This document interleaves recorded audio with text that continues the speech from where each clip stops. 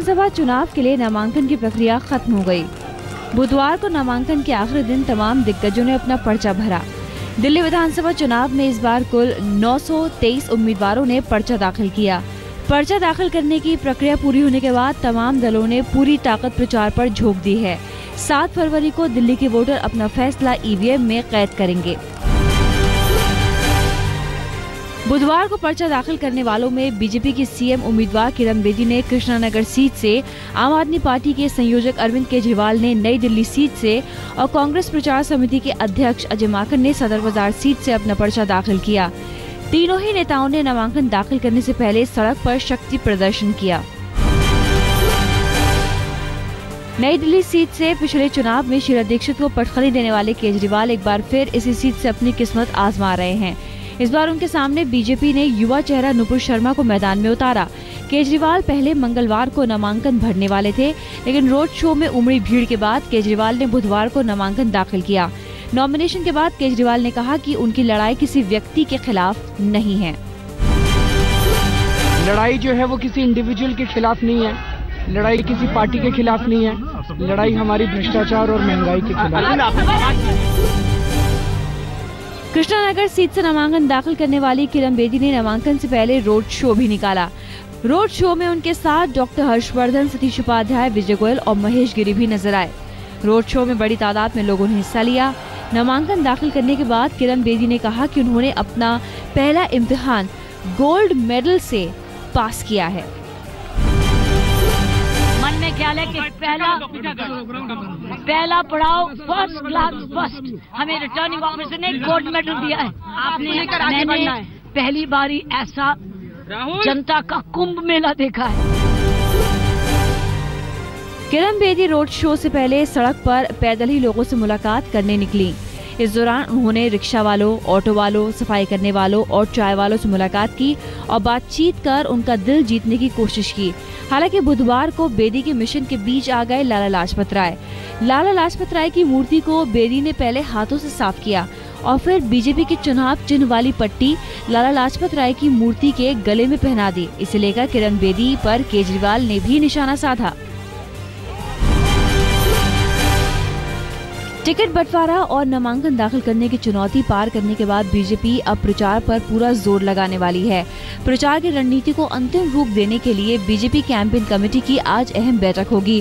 वैसे सूत्रों की माने तो पार्टी ने प्रधानमंत्री नरेंद्र मोदी और किरण बेदी की तस्वीरों वाले नए पोस्टर और होर्डिंग्स लगाने की तैयारी कर ली है और जल्द ही ऑडियो वीडियो संदेशों के जरिए होने वाले प्रचार में भी मोदी और किरण बेदी एक साथ नजर आएंगे। दिल्ली की जंग फतेह करने के लिए प्रधानमंत्री नरेंद्र मोदी दिल्ली वालों से फिर से वोट मांगने आएंगे। सूत्रों के माने तो बीजेपी जल्द ही प्रधानमंत्री मोदी की जनसभाओं का खाका तैयार कर लेगी। दिल्ली में पीएम मोदी 28 जनवरी से 5 फरवरी के बीच 5 जनसभाओं को संबोधित कर सकते हैं। इससे पहले दिल्ली वालों से वोट मांगने के लिए मोदी 10 जनवरी को रामलीला मैदान में रैली को संबोधित कर चुके हैं। बीजेपी कार्यकर्ताओं में जोश भरने के लिए पार्टी अध्यक्ष अमित शाह का पूरा जोर दिल्ली में है। अमित शाह आज दिल्ली में 3 जगह कार्यकर्ता सम्मेलनों को संबोधित करेंगे। खास बात यह है कि आज कार्यकर्ता सम्मेलनों में अमित शाह के साथ पार्टी की सीएम पद की उम्मीदवार किरण बेदी भी होंगी। ये कार्यकर्ता सम्मेलन आज चांदनी चौक, पूर्वी दिल्ली और फिर उत्तर पूर्व दिल्ली के सोनिया विहार में होंगे। कांग्रेस ने भी चुनाव की तैयारियों के लिए कमर कस ली है। दिल्ली वालों से वोट मांगने के लिए पार्टी अध्यक्ष सोनिया गांधी भी मैदान में उतरेंगी। सूत्रों की माने तो 1 फरवरी को सोनिया गांधी बदरपुर के जैतपुर गांव में रैली को संबोधित कर सकती हैं। इसके अलावा कांग्रेस महासचिव राहुल गांधी भी दिल्ली में 2 रैलियों को संबोधित कर सकते हैं। दिल्ली में चुनाव प्रचार के लिए कांग्रेस ने खास रथ तैयार किए हैं। एलईडी स्क्रीन वाले ऐसे 45 रथ दिल्ली में 70 विधानसभा सीटों पर घूम घूम कर पार्टी का प्रचार करेंगे। आज दोपहर 3 बजे पार्टी के प्रदेशाध्यक्ष अरविंदर सिंह लवली इन रथों पर 15 साल के कांग्रेस राज में दिल्ली में हुए विकास के कामों को दिखाया गया है। योग गुरु बाबा रामदेव ने भी दिल्ली में बीजेपी की सीएम पद की उम्मीदवार किरण बेदी की तारीफ की। बाबा रामदेव ने किरण बेदी की सीएम पद की दावेदारी पर बोलते हुए कहा कि दिल्ली वाले किरण बेदी के हाथ में कमान सौंपकर खुद को सुरक्षित और निर्भय महसूस करेंगे। दिल्ली के लोग भी अपने आप को बहन किरण बेदी जी के हाथों में सत्ता सौंप करके निश्चिंत, सुरक्षित और निर्भय महसूस करेंगे। पुलिस अधिकारियों को बीजेपी कुछ खास ही भा रही है। पहले मुंबई के पुलिस कमिश्नर सत्यपाल सिंह, फिर किरण बेदी और अब बृजलाल। यूपी के पूर्व डीजीपी बृजलाल बुधवार को बीजेपी में शामिल हो गए। 37 साल तक पुलिस की नौकरी करने के बाद बृजलाल 30 नवंबर 2014 को रिटायर हुए थे। बृजलाल ने मोदी की तारीफों के पुल बांधते हुए कहा कि पहले वो पुलिस के सिपाही थे और अब बीजेपी के सिपाही हैं। और एक कार्यकर्ता के रूप में, भारतीय जनता पार्टी के कार्यकर्ता के रूप में जो मुझे जिम्मेदारी दी जाएगी उसको मैं करता रहूँगा। मैं अब तक पुलिस का सिपाही रहा हूँ 37 वर्ष। आज मैं भारतीय जनता पार्टी का एक सिपाही हूँ। बिहार के मुजफ्फरपुर में तनाव के हालात अभी भी बने हुए हैं। हालात का जायजा लेने के लिए बुधवार को सीएम जीतन राम मांझी पहुंचे तो आरजेडी अध्यक्ष लालू प्रसाद यादव भी पहुंचे। मुजफ्फरपुर में एक युवक की लाश मिलने के बाद भड़की हिंसा में 3 लोगों की मौत हुई थी और कई लोग घायल हुए थे।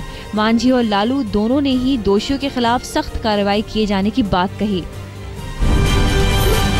यहाँ पर एक आउटपोस्ट की व्यवस्था करनी जा रही है। संशय करते हैं यहाँ पर पुलिस रहेगी और यहाँ के लोग जितने भी लोग हैं किसी प्रकार के घबराने की जरूरत नहीं है। बिहार सरकार उनके साथ है। आपराधिक घटना घटी है उसको सरकार सख्ती से देखे ताकि कोई फिर हिम्मत न करे। आई लोगों का ढाढ़स बढ़े। दोषियों पर कार्रवाई दोषियों पर कार्रवाई सख्त किया जाए। प्रधानमंत्री नरेंद्र मोदी की कैबिनेट की बैठक बुधवार शाम हुई। कैबिनेट की बैठक में जम्मू और कश्मीर को सरकार की तरफ से सौगात दी गई। सरकार ने उधमपुर और रामबन में सड़क योजना को मंजूरी दी। इस योजना पर 1758 करोड़ रुपए का खर्च आएगा। कैबिनेट की बैठक में बजट सत्र की तारीखें भी तय हो गयी। संसद का बजट सत्र 23 फरवरी से शुरू होकर 20 मार्च तक चलेगा। 26 फरवरी को संसद में रेल बजट पेश किया जाएगा। 27 फरवरी को वित्त मंत्री आर्थिक सर्वे संसद में रखेंगे तो वहीं 28 फरवरी को वित्त मंत्री अरुण जेटली देश का आम बजट संसद में पेश करेंगे। बजट सत्र का दूसरा हिस्सा 20 अप्रैल से 8 मई के बीच होगा। यूपी के राज्यपाल राम नाईक ने राजभवन में 6 महीने होने के बाद पत्रकारों से बातचीत करनी शुरू की तो अखिलेश सरकार की खिंचाई शुरू हो गई। राम नाईक ने यूपी सरकार पर तीखे हमले बोलते हुए कहा कि आखिर यूपी में अल्पसंख्यक आयोग के चेयरमैन को कैबिनेट मंत्री का दर्जा क्यों दिया गया और भ्रष्टाचार के 20 मामलों में से 10 पर राज्य सरकार ने कोई कार्रवाई क्यों नहीं की। तो वहीं बिगड़ती कानून व्यवस्था के मामले में भी यूपी सरकार को नसीहत दे डाली।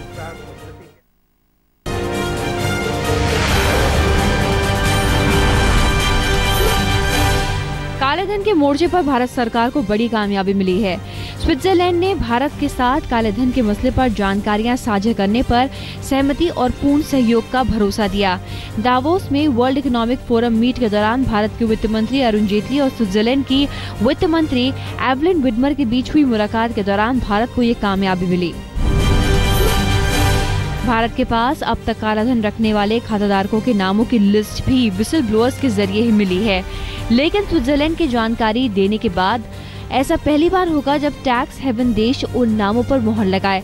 40 मिनट तक चली जेटली और विडमर की मुलाकात के बाद जेटली ने कहा कि स्विट्जरलैंड ने कालेधन के मुद्दे पर भारत को सहयोग का वादा किया।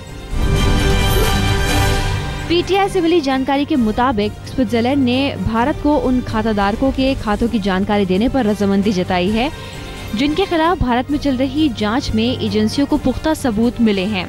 कालेधन के मोर्चे पर सरकार को मिली इस कामयाबी के बाद जेटली ने कहा कि दुनिया अब सूचनाओं के ऑटोमेटिक एक्सचेंज की तरफ बढ़ रही है। हरियाणा में पानीपत की इसी मैदान से प्रधानमंत्री नरेंद्र मोदी देश भर में बेटी बचाओ बेटी पढ़ाओ का संदेश पहुंचाएंगे। 25 एकड़ में फैले इसी मैदान से मोदी देशव्यापी अभियान की शुरुआत करेंगे। रैली के लिए सुरक्षा के पुख्ता बंदोबस्त किए गए हैं। 4000 जवानों की तैनाती की गई है। रैली में पीएम और हरियाणा के सीएम खट्टर के अलावा मेनका गांधी, स्मृति ईरानी, राजस्थान की सीएम वसुंधरा राजे, गुजरात की सीएम आनंदीबेन पटेल भी मौजूद होंगी। अब बेटी बचाओ और बेटी पढ़ाओ अभियान में नरेंद्र भाई मोदी जी ने एक मिशन का रूप में लिया है। पहला हमारा टारगेट जो हरियाणा प्रदेश के 12 जिले हैं जिनके अंदर बेटियों की संख्या कम है उनको समान रूप से आगे लाने की है, और उसके बाद कई योजनाएं ऐसी हैं जिनकी नरेंद्र भाई मोदी जी और माननीय मनोहर लाल खट्टर जी जिनकी घोषणाएं करेंगे, ये उन्हीं का सदर बनता है। हरियाणा में आज भी लड़कों के मुकाबले लड़कियों की संख्या देश में सबसे कम है। शायद यही कारण है कि प्रधानमंत्री ने अपनी योजना की शुरुआत के लिए हरियाणा को चुना। आज से देश के जिन 100 जिलों में बेटी बचाओ बेटी पढ़ाओ अभियान की शुरुआत होने जा रही है उसमें हरियाणा के 12 जिले शामिल हैं। हरियाणा के रोहतक जिले का शामली गांव लड़के और लड़कियों की गिनती के सबसे खराब अनुपात वाले गांव में से एक है। दिल्ली से केवल 90 किलोमीटर दूर बसे इस गांव में 1000 लड़कों के पीछे केवल 388 लड़कियां हैं। गांव की आबादी करीब 5000 है। शामली गांव तो महज एक नमूना है। रूढ़िवादी सोच के चलते देश के कई गाँव में हालात बेहद खराब हैं। सरकार के लिए यही आंकड़े चिंता का सबसे बड़ा सबब है। एन श्रीनिवासन के लिए आज का दिन बेहद अहम होने वाला है। सुप्रीम कोर्ट आज मुद्गल कमेटी की रिपोर्ट पर फैसला सुना सकता है। आईपीएल स्पॉट फिक्सिंग की जांच पर आई मुद्गल कमेटी की रिपोर्ट में श्रीनिवासन की भूमिका को लेकर गंभीर सवाल उठाए हैं। सबसे बड़ा सवाल यह है कि क्या कोर्ट के फैसले के बाद श्रीनिवासन बीसीसीआई के चुनाव में हिस्सा ले पाएंगे। अमेरिकी राष्ट्रपति बराक ओबामा के भारत दौरे को लेकर सुरक्षा एजेंसियां मुस्तैद हैं। इंडिया गेट और राजपथ के पास सुरक्षा के पुख्ता बंदोबस्त किए गए हैं। इंडिया गेट के लॉन्स को आम लोगों के लिए बंद कर दिया गया। सेना के जवानों और सैन्य वाहनों की मौजूदगी से पूरा इलाका छावनी जैसा दिखने लगा। 26 जनवरी के दिन मोदी और ओबामा के चारों तरफ 7 चक्रीय सुरक्षा होगी। सुरक्षा इंतजामों की जांच के लिए 26 जनवरी से पहले कुछ ड्रिल भी की जा सकती हैं। 27 जनवरी को अमेरिका के राष्ट्रपति बराक ओबामा का आगरा दौरा प्रस्तावित है। आगरा में भी सुरक्षा के पुख्ता बंदोबस्त किए गए हैं। आगरा के सर्किट हाउस में बुधवार को दिन भर प्रशासन और पुलिस के अधिकारी सुरक्षा इंतजामों को लेकर माथापच्ची करते रहे। शिवसेना बाला साहब ठाकरे का जन्मदिन भव्य अंदाज में मनाने के लिए जोर शोर से तैयारियों में जुटी है। शुक्रवार को बाला साहब ठाकरे का जन्मदिन है। बाला साहब ठाकरे के देहांत के बाद हुए राज्य के पहले विधानसभा चुनावों में ही पार्टी ने कामयाबी हासिल की और बीजेपी से खटपट के बाद आखिरकार सरकार में साझेदार भी बन गई। Padma Vibhushan cartoonist R K. लक्ष्मण की हालत में अब सुधार दिखने लगा। उनके परिवार के लोगों के मुताबिक आर.के. लक्ष्मण अब मुस्कुरा कर भी बात कर पा रहे हैं। 5 दिन से आर.के. लक्ष्मण पुणे के दीनानाथ मंगेशकर अस्पताल में भर्ती हैं। 93 साल के मशहूर कार्टूनिस्ट की हालत अभी भी गंभीर लेकिन स्थिर बनी हुई है।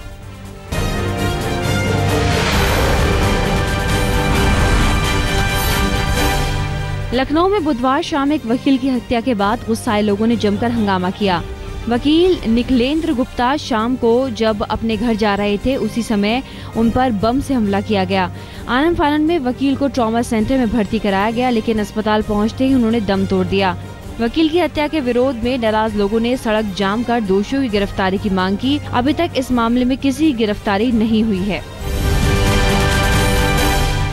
कोलकाता के पौष इलाके सॉल्ट लेक में 12वीं की एक छात्रा की लाश मिलने से सनसनी फैल गई। केंद्रीय विद्यालय में पढ़ने वाली इस छात्रा की लाश एक बहुमंजिला इमारत के पास मिली। बताया जा रहा है कि एक दिन पहले स्कूल के प्रिंसिपल ने छात्रा की मां को बुलाकर उसकी शिकायत की थी, जिसके बाद से वो परेशान थी। बताया जा रहा है कि इस घटना से परेशान होकर छात्रा ने खुदकुशी कर ली। पुलिस फिलहाल पूरे मामले की जाँच में जुट गई है। पटना के एम्स अस्पताल में एक डॉक्टर पर इलाज के लिए आई युवती से छेड़छाड़ का आरोप लगा है। 20 साल की युवती के मुताबिक पेट में दर्द की शिकायत के बाद वो इलाज के लिए अस्पताल आई थी। पीड़ित का आरोप है कि चेकअप के दौरान वहां मौजूद डॉक्टर ने उसके साथ छेड़खानी की। पुलिस की माने तो पीड़ित ने अभी सिर्फ अस्पताल प्रबंधन से इसकी शिकायत की है, लेकिन वो पूरे मामले की जाँच कर रही है। मुंबई से सटे ठाणे के कल्याण में नौकरी से निकाले जाने के बाद एक नौकर ने मालिक से बदला लेने के लिए 4 साल के बच्चे को अगवा कर लिया। बच्चे के पिता की शिकायत पर जब पुलिस ने छानबीन शुरू की तो पता चला कि आरोपी नौकर बच्चे को लेकर गुजरात भाग गया। बाद में पुलिस की टीम ने गुजरात जाकर बच्चे को आरोपी के चंगुल से आजाद करा लिया। पुलिस ने आरोपी नौकर को गिरफ्तार कर लिया है। दिल्ली से सटे नोएडा में एक एक्सपोर्ट कंपनी में सुपरवाइजर और एक कर्मचारी के बीच विवाद के बाद जमकर हंगामा हुआ। दोनों पक्षों में मारपीट के बाद जब पुलिस मौके पर पहुंची तो कर्मचारियों ने जमकर पथराव किया। गुस्साए लोगों ने पुलिस की गाड़ी को भी निशाना बनाया। बाद में पुलिस के आला अधिकारियों ने मौके पर पहुंचकर माहौल को शांत कराया। पाकिस्तान के कप्तान मिसबाह-उल हक ने पाकिस्तान के क्रिकेट प्रेमियों से वादा किया है कि उनकी टीम इस बार वर्ल्ड कप में भारत को हराकर इतिहास रचेगी। वर्ल्ड कप में पाकिस्तान अब तक भारत को कभी हरा नहीं पाया। इस बार वर्ल्ड कप में 15 फरवरी को पहले ही मुकाबले में दोनों टीमें आपस में एक दूसरे के खिलाफ मैदान में उतरेंगी। पाकिस्तान के धाकड़ बल्लेबाज यूनुस खान वर्ल्ड कप के बाद वनडे से संन्यास ले सकते हैं। यूनुस के करीबी सूत्रों की माने तो यूनुस खान वर्ल्ड कप के बाद रिटायरमेंट का मन बना चुके हैं। 37 साल के यूनुस खान पाकिस्तान टीम में सबसे अनुभवी खिलाड़ी हैं। यूनुस ने 259 वनडे मैचों में 7,177 रन बनाए हैं, जिसमें 7 शतक शामिल हैं।